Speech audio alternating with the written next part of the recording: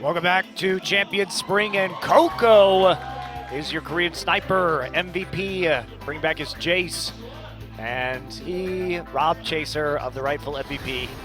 So that's okay. Only word to describe it is daylight robbery, but Chaser still, he put out the pocket Jace. You know, some players have a pocket Varus like Athena. It's always been Jace with Coco, and he played it great. Yeah, really fun to see again. And we saw a lot of these max range snipes coming through, like the one you are about to witness. Wait for it. Flash. Wow. Gate snipe. Absolute beauty onto Kuzan. You don't even risk flash EQ unless you are quite the Jace player. Extraordinarily confident, one might say. That he is, and Coco last year really showing that he was the second best Korean mid behind Faker. I think a lot of Longzhu fans were smart to temper expectation before their big re-debut as a team, but man, wind in the sails after that series. Yeah, for sure. And we are going to go into our MVP interview with George here to translate. Take it away. All right, Champions fans, this is George again. So today's game versus Longzhu Island versus Jinair. Longzhu was able to beat Jinair 2-0. And second, today we have two interviews. Yep, Longzhu was able to actually get the rebuild of the whole team. And these are the MVPs for first match. First of all, for expression, it's been 2 years ever since you had the MVP interview. How do you feel? It's been a while. I'm a little bit surprised that I'm actually on this stage. I know a lot of fans were really happy about you getting the MVP.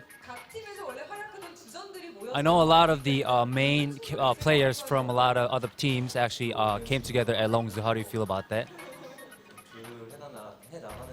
I think we're trying to get our chemistry together.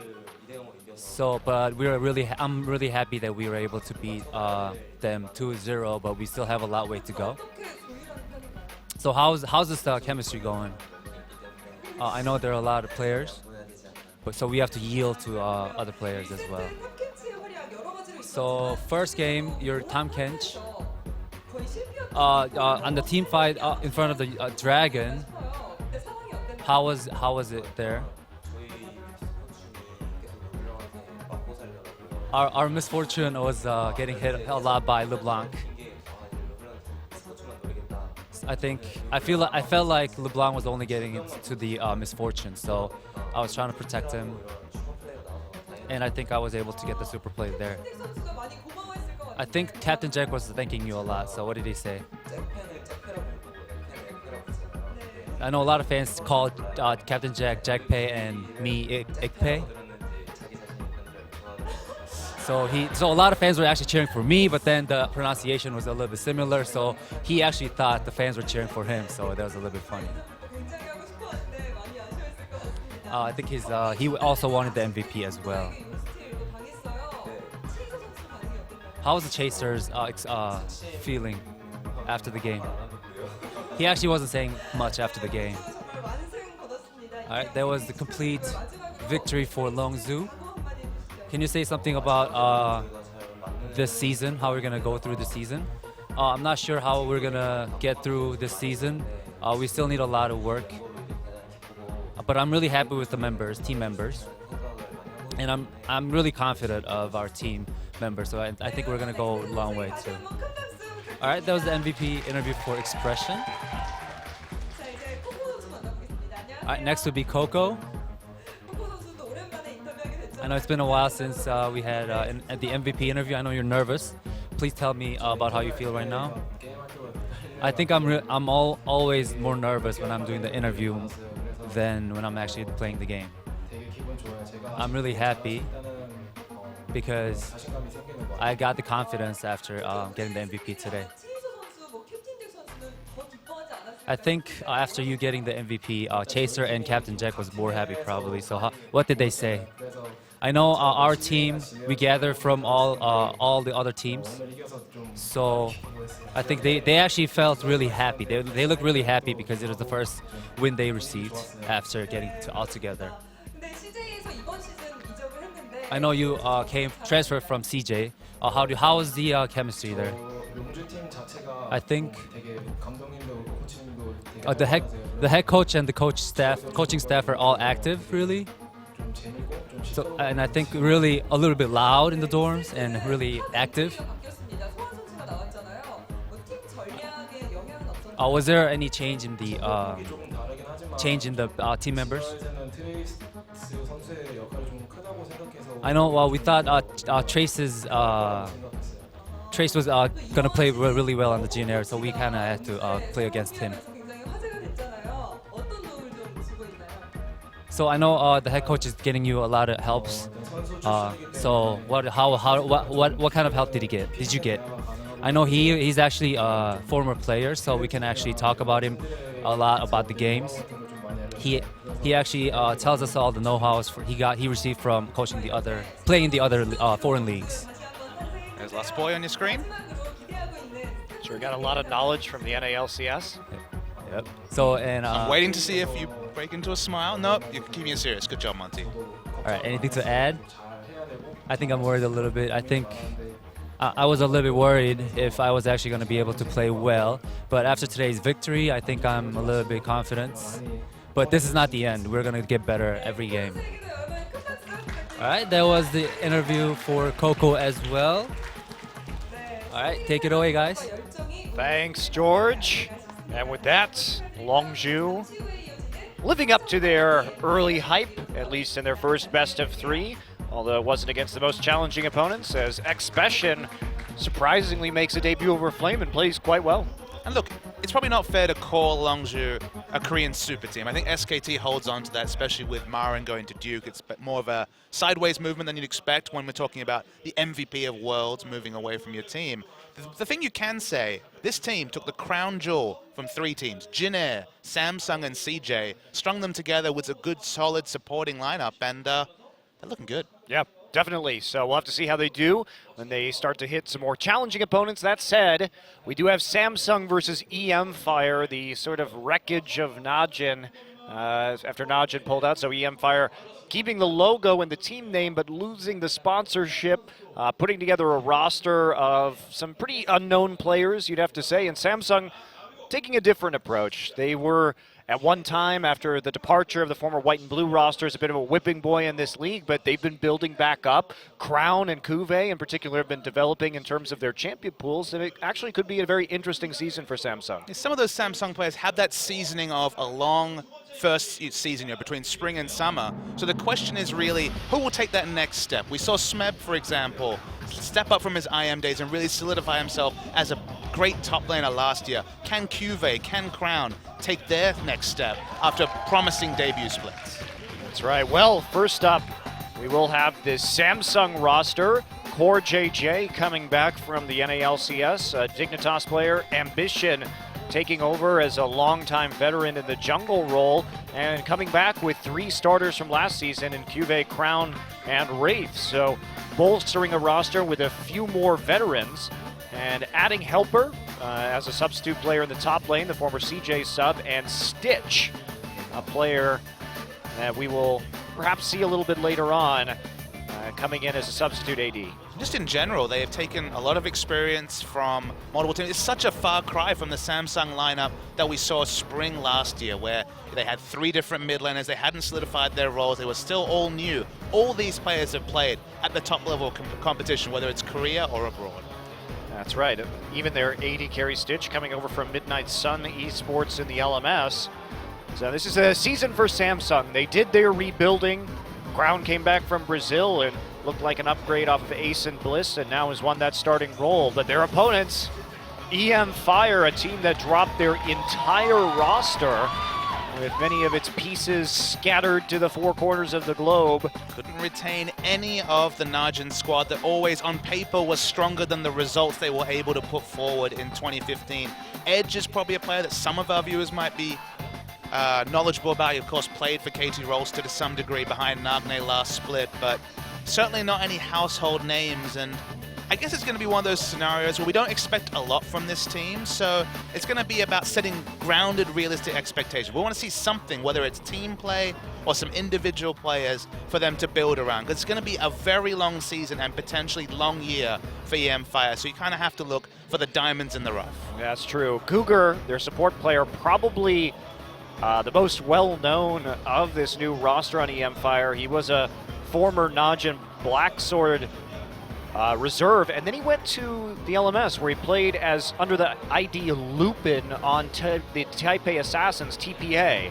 But now he is back to a support position, did play AD carry there, so a bit of role swapping going on.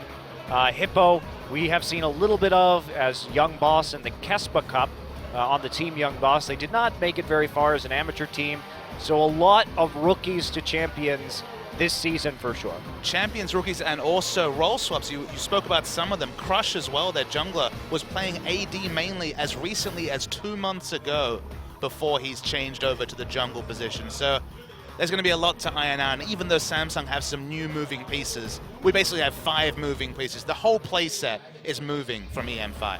Yeah, very interesting. So we assume that this roster is going to take a while to be comfortable. Could be this year's Spenu, or 2014's or 2015's Samsung too early on. Samsung did make some headway as the year went forward, but this roster right now does appear to be significantly stronger than it was last year. But if you look at Spenu as an endpoint, people are tipping Spenu to finish 4th, 5th this season from dead last season. So there is a future where e-mFire can put together a strong performance, and look, for all we know it could be now, but every indicator we have as analysts is saying that they are going to heavily struggle this season. Yeah. Well, Cuvée, man who has been slowly improving over the course of his career, and he and Crown with major solo queue gains. Crown at one point even #1 in Korean solo queue during the offseason, so he's been really powering up, and it's been impressive to watch. To give you an idea, Cuvée has 2 accounts higher than the highest placed member from e-mFire. That's it's interesting. A worrying trend. It is definitely a worrying trend. And there's Crown on Samsung, rocking his trademark gold earring. He's had that ever since he made his debut here in Champions. Reading through some of the notes from Crown, he mentioned that he doesn't feel like he plays Assassins anymore, that he wants to go to more consistent champions, so that depresses me given his amazing performance on Yasuo against SK Telecom towards the tail end of last season, where he almost single-handedly got them over the line. Yeah. His Fizz too at times was pretty good. Samsung's Fizz. Everyone on that team. Everybody, Bliss's Fizz, everybody, the Fizz team. But most of Crown's, I would say, good performances came on Azir, which is not going to be an option. Same thing with Edge, interestingly enough, but Azir pushed out of the current meta. People say that. I've heard rumblings that he might find his way back in. Maybe not just yet, but people are always a tweak away from bringing back the Azir, Montecristo. He's one of those champions that he's incredibly strong if he's actually capable of being played in the meta, just due to his passive and the way he can control zones. So we'll see Samsung start out on the blue side this evening. The fun thing about these new seasons is that it feels like every series has a new narrative. None of these teams have been able to look over their champions VODs and kind of see what's good in the overall champions meta. So one series, Rek'Sai will be a top pick ban. The next series, Mundo won't even be considered after being a first pick. So I feel like every match this week will have its own narrative, and then more of a season-long meta will develop in the first weeks of the season. Yeah, so pretty common bans that we're seeing so far. At least the ban meta has been relatively consistent, and that Misfortune definitely hitting the highest priority for that blue side first pick that we've seen in the first couple of days. But again, this is 5.24. If you are going to be watching the EU LCS later tonight, they will be playing on 6-1, so MF will fall down a bit in terms of that priority. Kindred, the next ban for e-mFire. Be really interested to see if Misfortune sticks around. After all, her laning is the big target that you don't really want to max E when it loses 90 base damage at highest level, but the bullet time zone control is still relevant, so will it fall from the picks and bans? Probably, but maybe still a contender given the spell-casting nature of popular ADs right now. I just don't think it's going to be first pick blue side. First rotation blue side, sure. Okay, so Kalista, the final ban for Samsung. And now we wait for the last red side ban. Rise is still available, Fiora is still available, and that's going to be the ban in the end. So we're in a situation where Rise could well be the first pick in. Cuvée is a player who has played Rise even when Rise was not in the meta, so this is a big comfort pick for Cuvée. Yeah, patch before the Rise changes came through, he was playing Rise, and then of course Rise burst out when he saw his mini rework or buffs that came through. And Cuvée is a fearsome Rise player, so already a flex pick, start of a good draft. But that means that Gangplank's available. Gangplank will be snapped up, most likely by e-mFire. They'll take the Alistair as well. One of the highest priority supports alongside Trundle that we've seen, just valuing that tankiness so highly in the meta that lacks a lot of armor penetration or AD carry relevance when it comes to dealing with tanks. Ambition here, taking a look at that Rek'Sai, and that'll be the lock for JJ. Thinking about Lucian. Biggest emerging story I've seen so far this week has been the rise of Rek'Sai. We talked about it last series, but in a world with less vision, Tremor Sense has just become more and more valuable as a ability, and thus Rek'Sai, as a reliable tank otherwise, has really shot up in the pick ban priority. Certainly has. So next two picks, round 2 of the draft. Corki, hovered over right now. Nice flex pick so that they will know the location of the Rise before they actually commit. Mundo's still available? Losandra, actually, a ban that we frequently see, not getting picked up too early. Mundo and Lysandra both available. Oh boy. Here it comes. Here it comes, Swamp Smithy. Oh boy. That is probably going to be a jungle Graves, unless we see the top lane Graves. It is, what we can say about Graves is he's not going to be played AD carry. Probably not. He is really bad in lane pre-6. Really bad. You could, I guess, flex it in one of those horror scenarios, but you're right, it's very unlikely in this scenario, but it's not going to be Chaser level Graves, but still, we actually mentioned that Crush had changed from AD to jungle. Why not take an AD with him to the jungle? And I think that's an excellent point. So Crown here, looking for the safety of a Victor pick, and we have seen that. Victor LeBlanc be highly prioritized when you have to go in blind to a matchup, and so that'll be the lock. And Trundle, the solid support, maybe coming in last here just to push this Graves out, and there it will be. So full comp now available, and it will be Cuvée taking the Rise in the top side, which, see what this ends up being. It could be top Graves and Poppy jungle. As weird as that sounds, that is a thing that can happen these days. Feels like Poppy jungle and support have kind of been the two roles, at least in Korea, that she's been most popularly seen in. Her W ability is massively strong against dashes. So for example, the Rek'Sai Burrow would be interrupted by the W. Not too many other dashes though, apart from Lucian's, I guess, on the side of Samsung. I would love to see a jungle Poppy and a top Graves. We were so hyped about top Graves maybe being played. Oh. That is disappointing. First Nautilus of the season, though. Not something that many people have wanted, but against Rise and Victor, who are easily targetable with that Nautilus ultimate, can be good, but that would mean it would be a top Nautilus, perhaps? Yep. So teams have definitely experimented with top Nautilus. You have that freedom of build, as most tanks do. Rod of Ages is an option. You could just go for the Righteous Glory. A lot of damage coming in from the jungle, and the mixed damage from Corki means they're not an exclusively physical damage comp. Of course, you can go a little bit heavier on physical damage in a meta where Thunderlords is so popular to give you that latent magic damage on top. yeah, and this is a huge burst damage composition. You think about the power of Corki and Graves, and of course that Gangplank in the late game. If they hit you with the barrels and a rocket and a Graves Q, you are going to be very much hurting. More simply, if Rise or Victor ever steps out of line, the ultimate comes through from Nautilus, targeted CC into, as you mentioned, sheer burst. This is spicy, and that's great to see from a new lineup of unheralded players. They're going for something rather than just trying to play the meta. Yeah, I really like it, actually. We'll see how Hippo does on this top lane Nautilus, something that we saw Trace play quite a bit in the last year on Janair, but not something I expected to see coming into the early parts of the 2016 season. Cuvée back on his rise, and both teams have some pretty nice late game power. Should be exciting team fights as we head into game one here. See Ambition rotating around QV. If you get this rise going, even Nautilus tankiness won't be enough to stop the oppressive rise in the top lane. Indeed. So game one here coming up. e-mFire versus Samsung.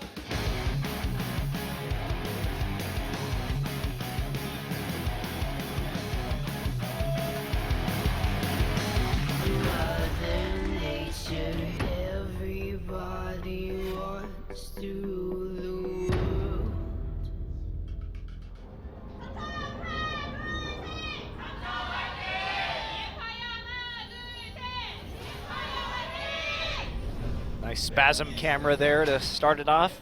Nice to hear e-mFire retaining some fans, I would assume, from their Najin days. A bit of a hard off-season for Najin fans. How many Korean girls do you think had to transfer to China during the off-season when Watch left? Well, some of them probably went because Peanut's also very popular over to the Rocks Tigers. I mean, relocating to China is a bit more of a big move to relocating to Rocks Tigers games, Monty. Yeah, well, relocating to the LSBL is not exactly a glory move here from Watch. I think of it like pro soccer players going to Qatar for their last payday. Or to the MLS, you know. Pull a Beckham, head right over to the LA Galaxy. I like how we both went closer to home, because I was actually born in Qatar, so keeping it close to home. How do you feel about that World Cup? Yeah, I haven't been to Qatar since I was born there, so there's that.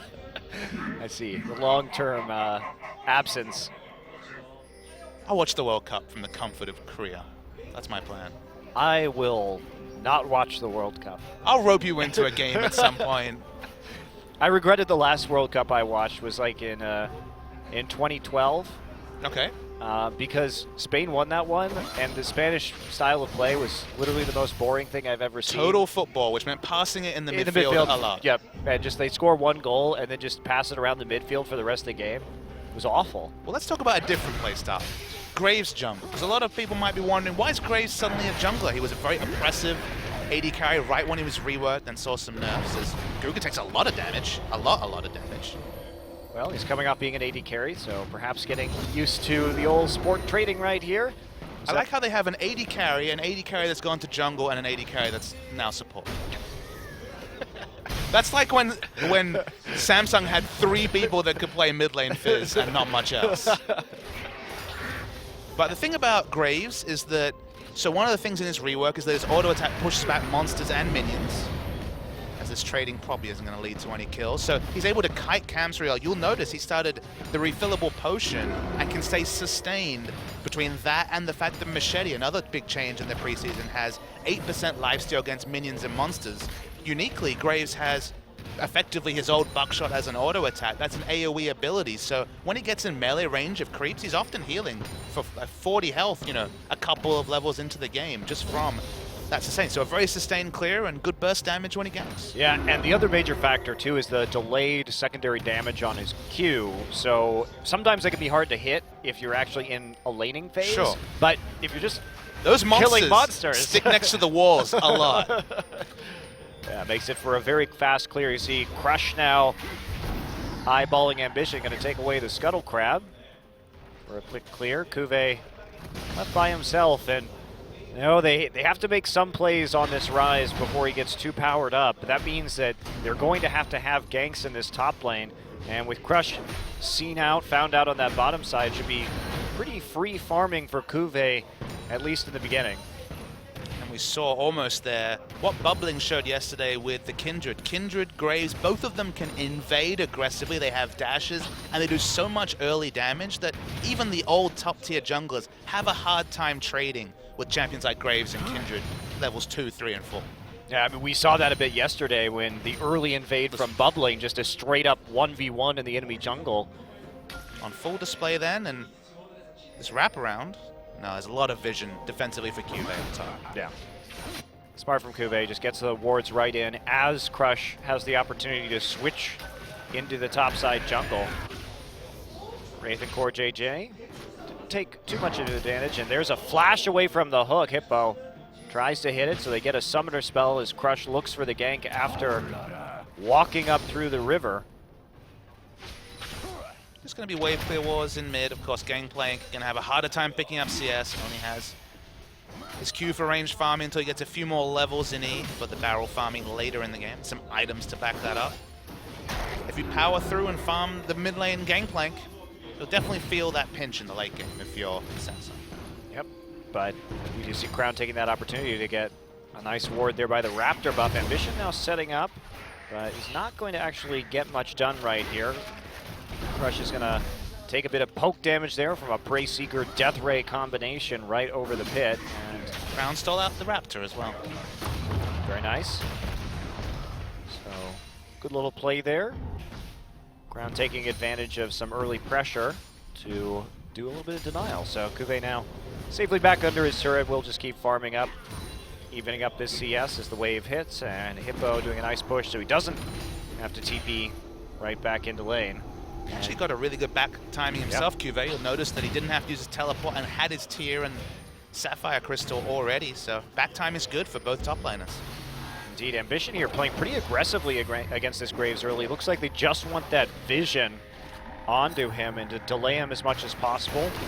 Bit of harassment and more wards. Prey Seeker over the wall. I mean, specifically the thing here is that Crush has a very low pressure mid laner when it comes to rotating around mid. No CC, no ult yet.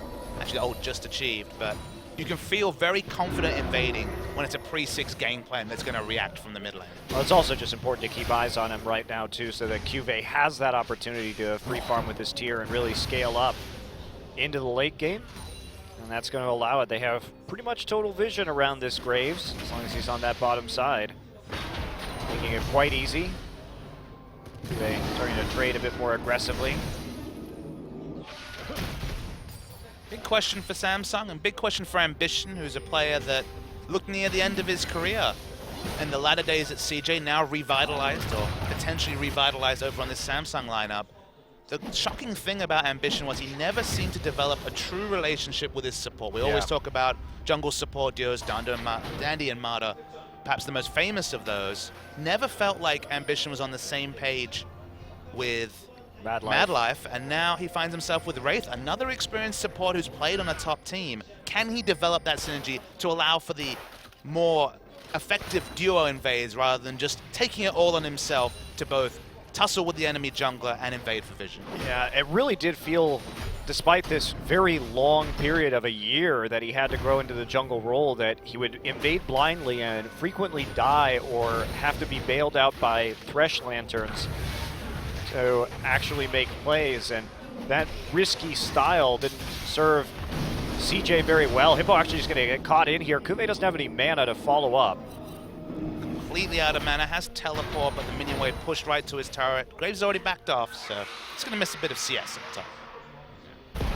Has the backup here from Ambition. They're not going to find much. Go ahead and take that Scuttle Crab, and surprisingly passive early game. Both teams very much just focused on farming and keeping eyes on each other's junglers, so really not very many gank opportunities outside of that early forced flash on Cuvée. I mean, my biggest surprise is that, honestly, e-mFire have played smart the first 8 minutes. They haven't been overawed, they haven't made any silly mistakes.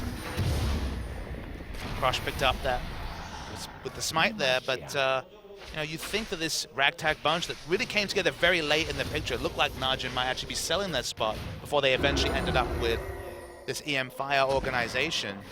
e-mFire in general have been pretty controlled for the first 9 minutes. Yeah, they have, but it really is, you want to use this Graves to get some kills early, and especially on these side lanes. I mean, they picked up a lot of crowd control on the Nautilus and on the Alistair to help out set up Graves ganks, and it just hasn't happened because Ambition has just been all over Graves, not fighting him, but just trying to subtly contest some of these camps, take him away, or at least just harass him in the interim. And he's actually out farming the Graves, even though he spent a lot of time just sitting there with his Tremor Sense shooting Prey Seekers at him in his jungle on these invades. But without that pressure in mid, like you said, there's just not much that e-mFire can do to stop him, and Crown is doing a lot of work on this turret. And the flow-on effect is not being seen in mid, because as you mentioned, Victor's already going to have a comfortable laning phase against Gangplank, regardless of the jungle matchup.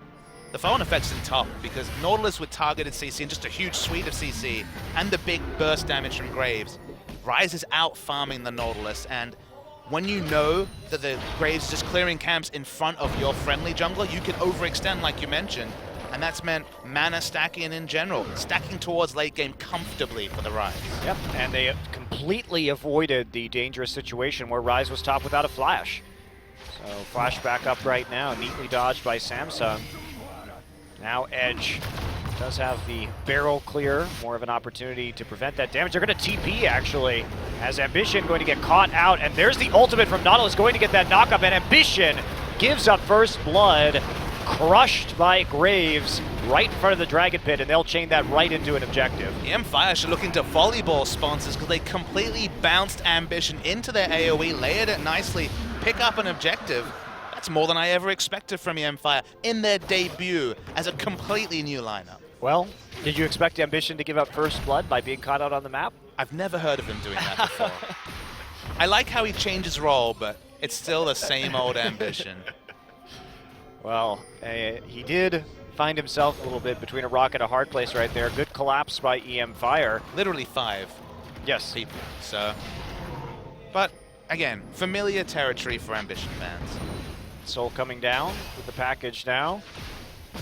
First of the game here at 11 minutes, and TP will be used by Edge just to prevent this turret from falling in the mid lane that has gone down below 50% now. So swapping up top is Guger. They need to make a play on this Rise at some point or another. Cuvée very happily stacking. So here's a question to you, Monte Cristo. In terms of ticking time bombs, Rise and Gangplank both lie in that territory.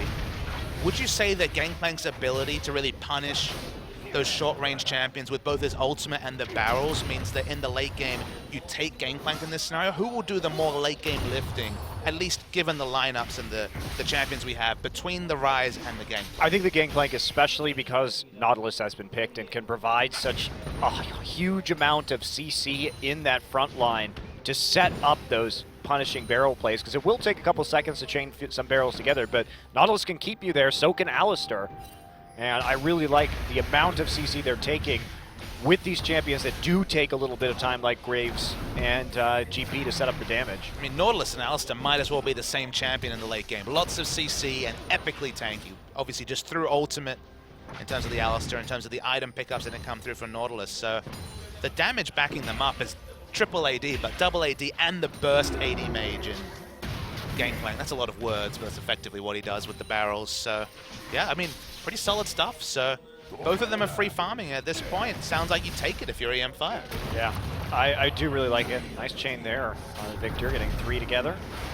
Luger now here, and Hippo will start trading. He has to be a little bit careful there against Cuvée. He's going to dodge one of the Qs and out of mana. Yep, finds him out of mana. There's a Gangplank ult coming through. Cuvée in a bit of trouble. Hippo here. Who's going to win this duel in the end? Cuvée has to turn around, but he doesn't have any mana. Oh. Hippo going to take it. Ambition wants to get the dive down, but Hippo just has too much HP, using that corrupting potion to get back up, and not respecting the Gangplank ultimate will cost Cuvée his life. It's a real big surprise here. We built up Cuvée in the pre-match, so of course gets solo killed.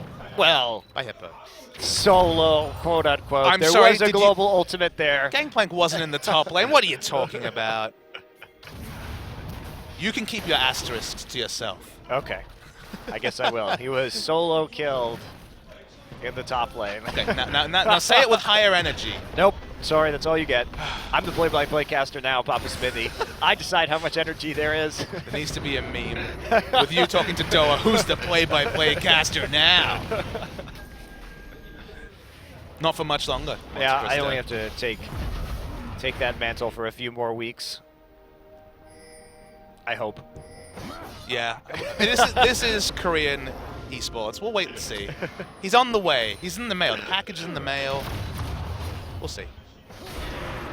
We shall. Crown actually going with a fast Frost Queen's claim. Yeah, just getting a bit cute here. Does have the oranges though, but that chip damage really doing work. Ambition now looking for a red steel. Crush is here. He's going to see this immediately, but he doesn't have an angle to collapse with his mid laner. Still gets it, as we do see Ambition backing off, not being over bold. Nice denial there on the sweep of the ward by Cougar. It's actually a smart timing for Ambition to contest the red. Gangplank's only just came up, so didn't have that to respond. It's basically his only way of responding is just throwing in an ultimate, so didn't have it. And still, the buff did go over to Crush, who very uneventful start, especially by Jungle Graves standards. But overall, it's not a big lead, but it exists for e-mFire.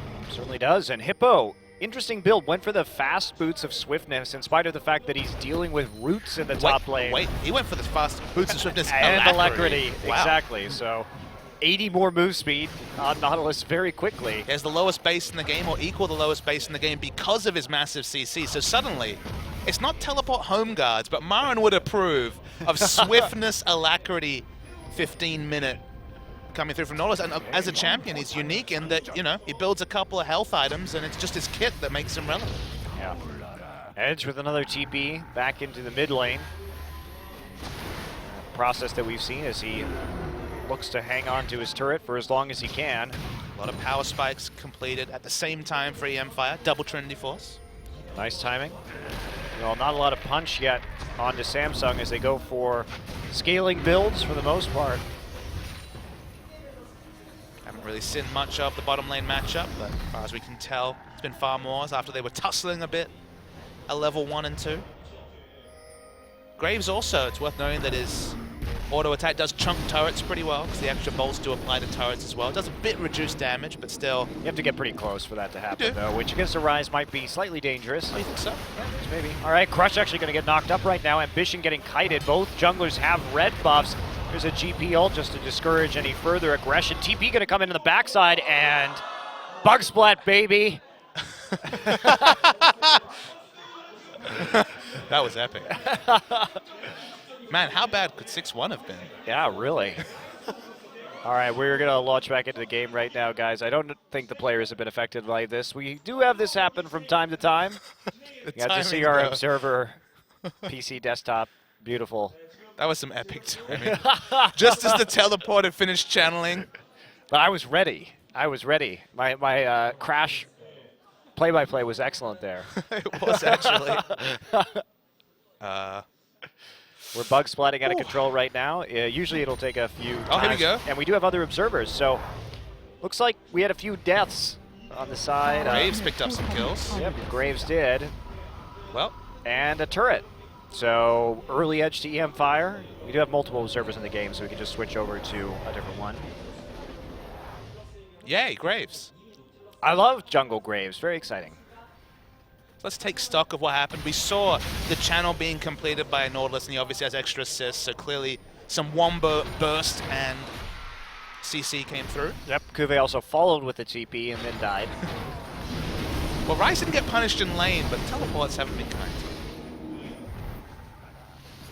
And you even mentioned it. You expected the scaling between Gangplank and Rise, the two ticking time bombs of this game, to go in Gangplank's advantage just because of the suite of CC between Alistair and the Nautilus. e-mFire, they're not done pushing advantages. This is the unique thing. We've seen rookie teams, Anarchy from last split, for example, have good early games, you know, have good mechanics or play smartly in the early game, but pushing advantages has always been something that's eluded new teams. I feel like EVO was unique in being a team that could push advantages despite being a very new team, and e-mFire, so far, it's very early, but they're pushing advantages more smartly than you'd expect. Yeah, Hippo in the bottom though. Core gonna go for the dive, does get the kill, but hello, heal, is that gonna be enough? Yep, just barely, comes out with sub 100 HP. He does have ward, so he knows that there's no follow-up from the friends of Hippo.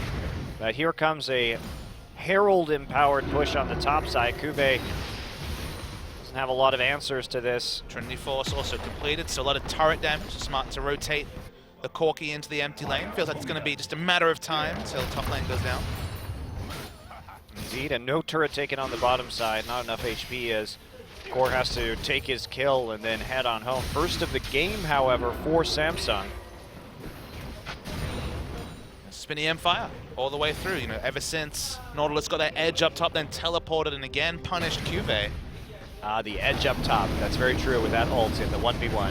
But anyway, Cougar now going to go ahead and get CC'd here. Kube just continuing the follow-up, waiting for that ultimate to run out.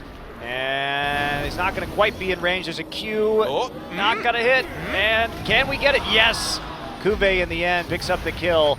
They do attempt a TP from Edge, but they aren't going to complete that channel. Edge thinks better of it and backs off. Meanwhile, Core not going to get the finishing hits onto this turret as yet another mass recall comes through from Samsung. They have to head back to defend at the bottom as that wave moves towards the turret. Can't give up that farm onto this rise, and they need to keep rolling to have that late game damage.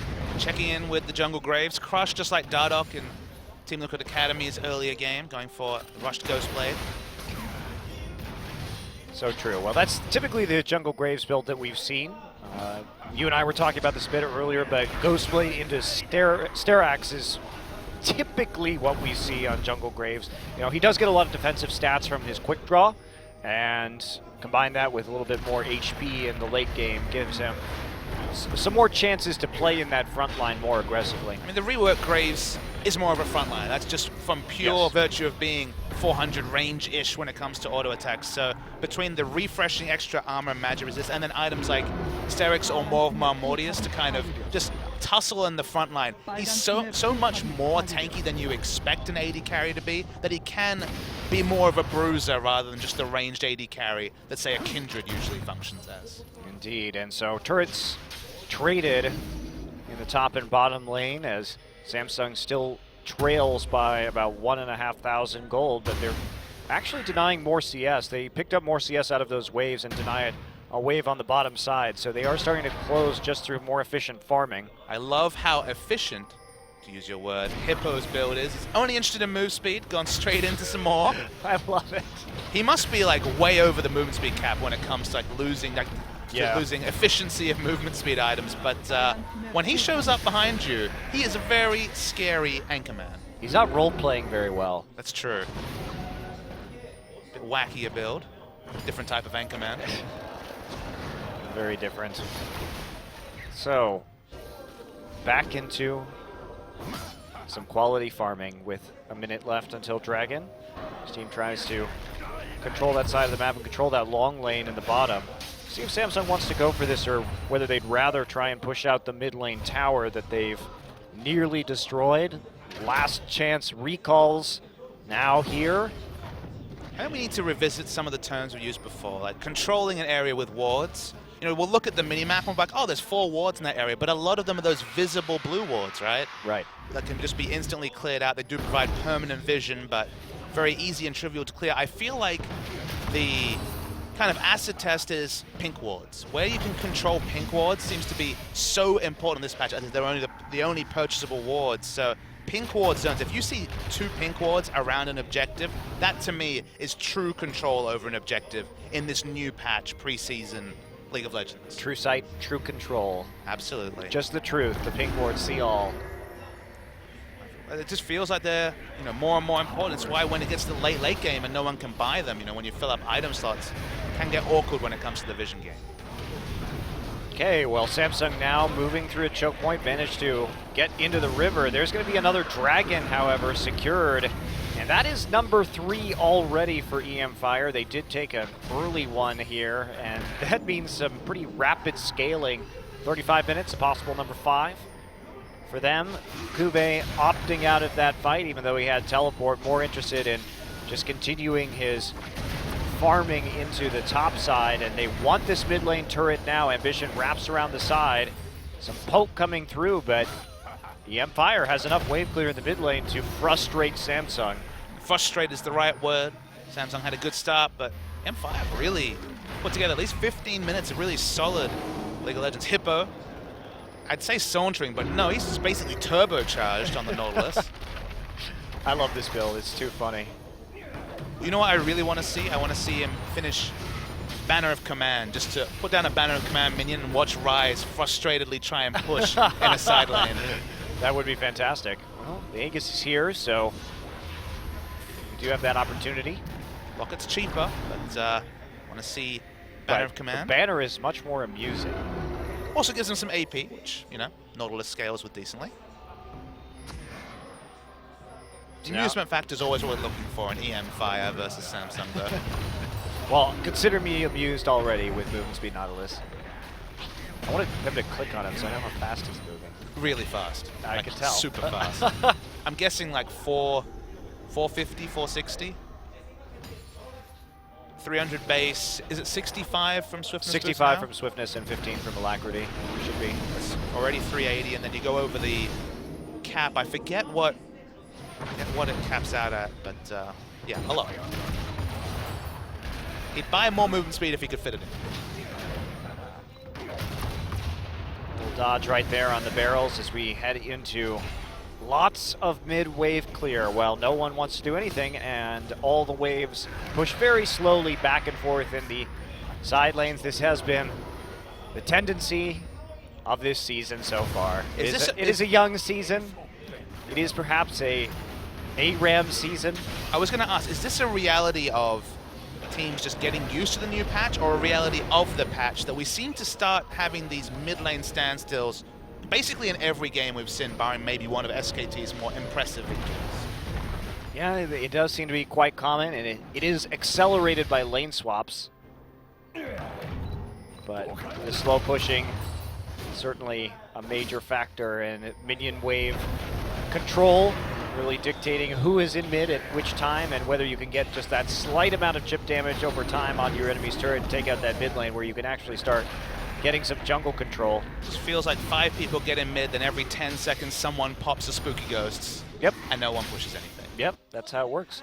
And strangely, I mean, the mid turret has taken so long to fall in pretty much every game. Reminds me of back when I was casting LPL and every game was Azir versus Xerath and no turrets fell to 35 minutes.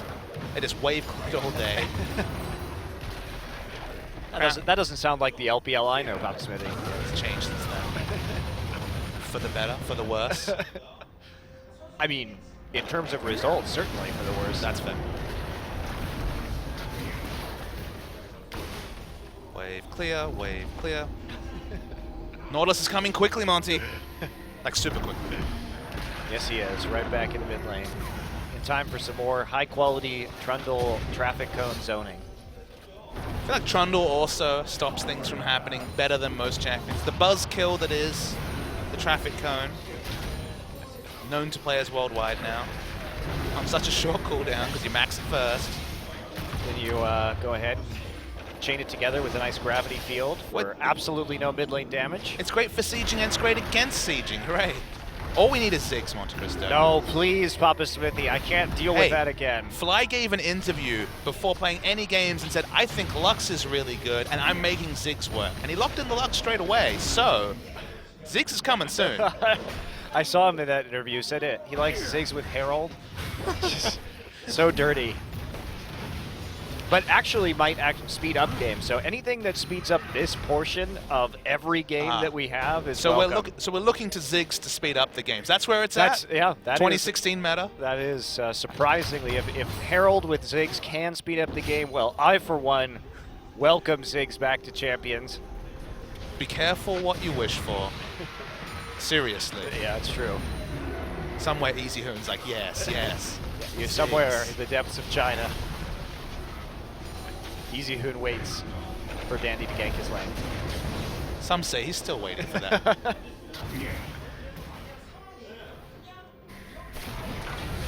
Oh boy. I have to say, not overly impressed by the macro ability in the new season so far. Just seems like teams don't have very many options at this juncture. But you know who must be really impressed? The e-mFire coach, because what could you realistically expect?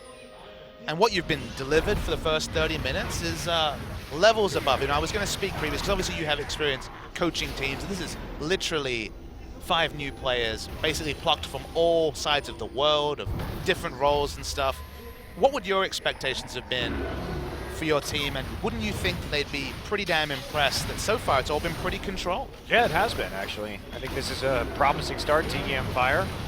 Some poke damage there. They're just trying to poke right before the dragon spawns. Take Cougar down to half HP, not the target you'd like to see experience that poke, but they really need to take a drag to stop the 5 dragon stacks that e-mFire wants. They have the vision control. Barrel taken out right now, but e-mFire has control over the choke point. They're making a run. That's a not very good pillar right there, but they do dodge the barrels coming around the outside. Now a lot of wards into that dot brush, and e-mFire is on it. Now here we go, TP coming through. Finally some action. Rise not getting the best TP location. Doesn't get a flank right here. He's gonna have to run at them. You do not run at Rise barrels, or Rise barrels, GP barrels. And that's going to be the result. So Dragon will go ahead and be taken once again, but the fight's not done. Guger trying to run is killed through his ultimate. Ambition can't get the Dragon, and that means 4 Dragons all ready for e-mFire here at 30 minutes. e-mFire knew that eventually Cuvée would have to teleport, but it was such a defensive teleport. Didn't have stacks up, although. Hippo now walking too far forward. Soul getting caught out in the Chaos Storm. There's the culling, and forces the flash out of e-mFire's Corki. Had a more aggressive ward. You can see a pink ward to the bottom side could have been used. The overall result is to trade the 4th Dragon for turret and a couple of kills. It's not ideal from a Samsung spot, but given what they had, Cuvée at half mana, didn't have stacks of his passive, didn't go for an aggressive teleport. It's more than they probably should have gotten from that exchange. Yeah, you really can't TP like that into a GP. This is the worst possible situation. 874 damage. You can't contest objectives with GP like that. You have to come in from the flank, and they're punished for it. Means there is a secure there. Ambition actually distracting the back line as e-mFire leaves their tanks out to dry. Void Staff's now completed on Cuvée. Important to note that magic penetration is still total magic pen rather than the bonus armor penetration of Last Whisper, so still a lot of value in that pickup. Going towards a GA as well, so honestly, if he finishes Guardian Angel this early, then he's basically going for teleport into the back line. And there you go, Papa. Yay! Your Banner of Command onto top lane. Rise versus Banner of Command is hilarious. It's true. He literally just auto-attacks, sadly. His like big wombo ultimate clears every minion, and then the Banner of Command's just still chilling. Well, I love it too, because there's no real person to clear it out, considering that he's the only one with TP, and now Edge eats a culling core, moving forward, but no further damage able to be taken. They will instead just use some lenses to clear out the wards sitting in the mid lane and start to get some more vision. 4 minutes until this next Dragon's going to spawn, and that will be, without a doubt, the next focus of this game. Now, Samsung has come back when it comes to global gold, but they still have compositional issues, and if Cuvée can't find that flank, they are going to have a lot of problems. And if Cuvée can't curate top lane minions before he makes that teleport, they're going to have a lot of issues. If they can take a second out of turret in either top or bot and then have that natural wave pushing that with the minion wave changes and the Banner of Command minion, Cuvée is going to have a really hard time holding the minion wave and stopping it from just pushing in into the inhibitor turret. Yeah, they had to send Core JJ top to take out the bannered minion. He's the only one who can do it on his team with any kind of efficiency. There's some more spooky ghosts. So many ghosts on the Rift these days. Maybe Summoner's Rift was built on an Indian graveyard. I don't know. The Poltergeist effect. Core JJ, split push AD carry, full effect. And the items are certainly stacking up. We talked about the late game powerhouses. Cuvé's had to kind of halt his build after 3 AP items to buy a bit of tankiness, but Gangplank, Infinity Edge, Trinity Force, and the Maw of Malmortius.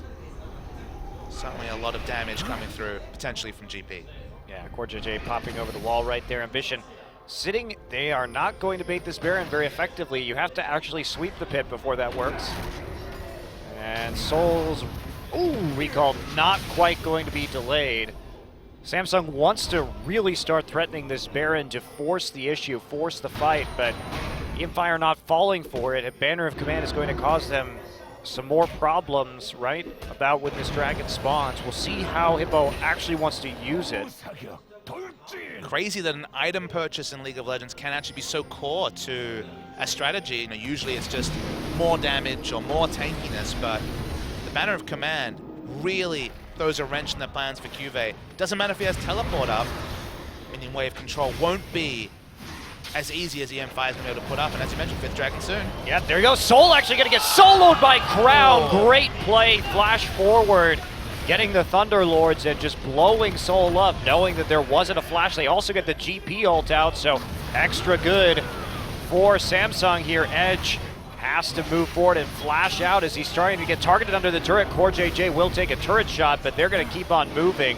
And that couldn't have come at a better time. Kuve, in the meantime, chasing Hippo all the way back, but you are not going to win that. You've never seen a Foot Hippo race. this fast. I've never seen a Hippo or a Nautilus this fast, 'tis true.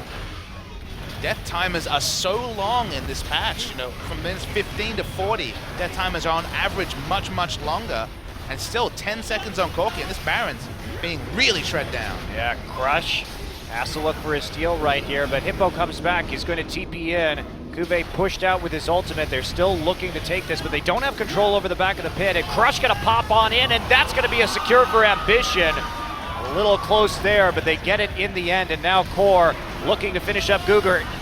Hippo will get knocked up and killed at the end. Double kill for Kuve, and that'll be a near ace. Soul, the last one standing, and this should be the end of the game. And this is the thing that can happen. Even though the early game was so even, the power of a pick on patch 5.24 is immense, and from a single pick, all of this snowball has meant that after 30 minutes of controlling the game, eMFire's going to lose their competitive debut. Yeah, but definitely a stronger performance than we thought coming in from eMFire. The package will be delivered, but at the same time, Soul will be delivered unto death. And now we have the conclusion of this game. 36 minutes in, Samsung with a decisive Baron and an even more decisive push takes out the Nexus, and that'll be 1-0 to Samsung.